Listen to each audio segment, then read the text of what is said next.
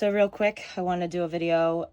This is kind of a part two of once I started my engines and my engines were working. We did realize my left port engine, the throttle wasn't working. Like there was nothing happening when I pressed it. And obviously I was just pressing it to get a little bit of a rev. It's good to kind of give your engines a little bit when you're starting them. So came down here. Shout out to Ryan. He's one of the guys on the marina who knows a ton about engines.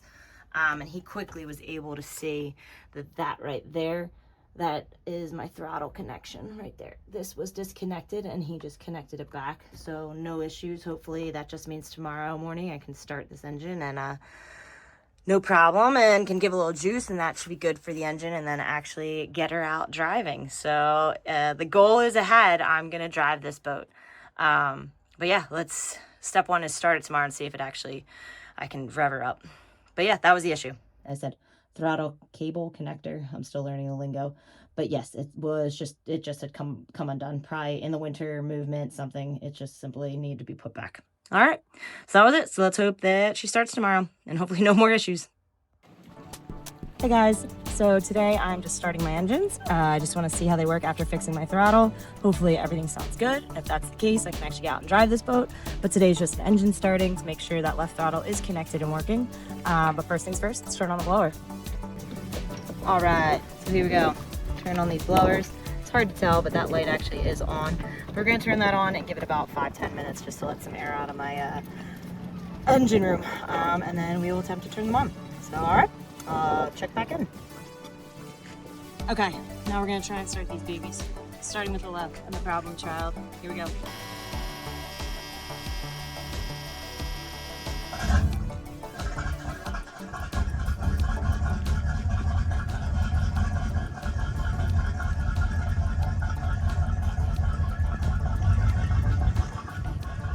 That's the throttle working. You hear that? Oh, that's a good sound. It's connected and working.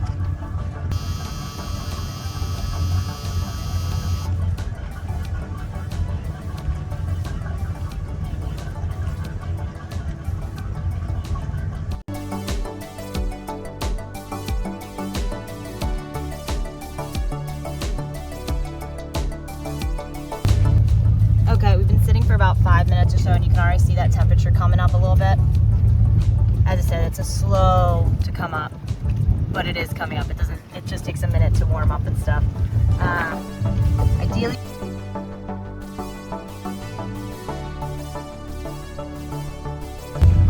so yeah, successful day, starting engines. I love that my throttle's working. That's a huge win, not a big expenditure. It was just a connection. And this means that, yeah, we're gonna drive this thing. Hey guys, I want to do a real quick update. Today's Thursday, and on Saturday I'm taking this boat out and driving her on my maiden voyage. First time I've ever driven my boat. I'm really excited. But prior to that, there's a few things you have to do and some costs involved with driving a boat, and I wanted to share those to give you the realistic view of what this boat ownership is all about. So the first cost that I should talk about is you need your boat registered to take it out on the water. As a liveaboard, I kind of forgot about this, and that's fine. You're in the marina, so it's not as big of a deal. But the minute you're out on open water, you need to have your boat registered. In New Jersey, it costs about $52. It's not the biggest expense. I was able to do it online last week and have paperwork for myself to keep on the boat until I get it in the mail. Second thing is looking into towing insurance. This is really important and not something you should leave to last minute or leave as an afterthought. Popular in this area is Sea-Tow. Great company. They come out, you pay around $200 to $300 for the year. You get their services. If anything happens on your boat on the water, they come out, they tow you, they take you to the repair. It's just like the AAA of the water. For me, I actually reached out to my insurance agent. I'm through Progressive, and they had a thing called Sign and Glide. I've heard mixed reviews, but at this time it's actually just for $30 that I already paid in my policy. I have towing coverage. I think they have their own dispatchers, or you can use a third party and then file a claim, which we all know filing insurance claims is always fun. So there's that pro con to it, but for $30 added onto my insurance, and the fact that I already have it and I don't drive my boat all the time, I feel covered having that. But as I said, most avid boaters really do love the Sea-Tow company and using something like that. Finally, this boat has a little under a half tank in each engine. and I need to put gas in it. So just to give you perspective, my boat is a 250 gallon engine between the two, so 125 for each engine. And so gas price is what? $5.50. So we're looking at 125 gallons at $5.50. I'm probably spending somewhere from $600 to $1,000 to put gas in my tank. That's a punch to the gut.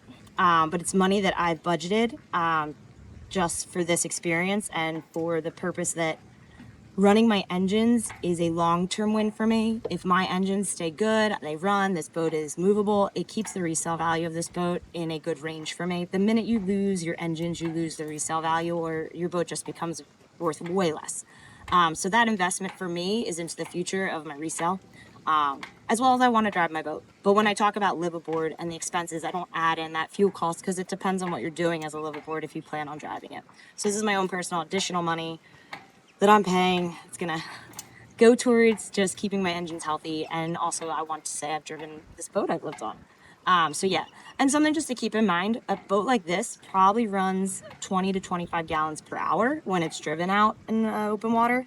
So when you think about that, I'm spending about $130 to $150 an hour to drive this thing. So whew, keep that in mind whenever you see a nice big boat driving out in the water, that the cost of owning a boat for pleasure is way different than owning a boat as a liveaboard. Just know that difference, because for me, I don't plan on cruising this boat very often, just for this, to keep her healthy. So yeah, I will be sure to get you guys more video when I get out Saturday and actually get this thing driving around. So wish me luck.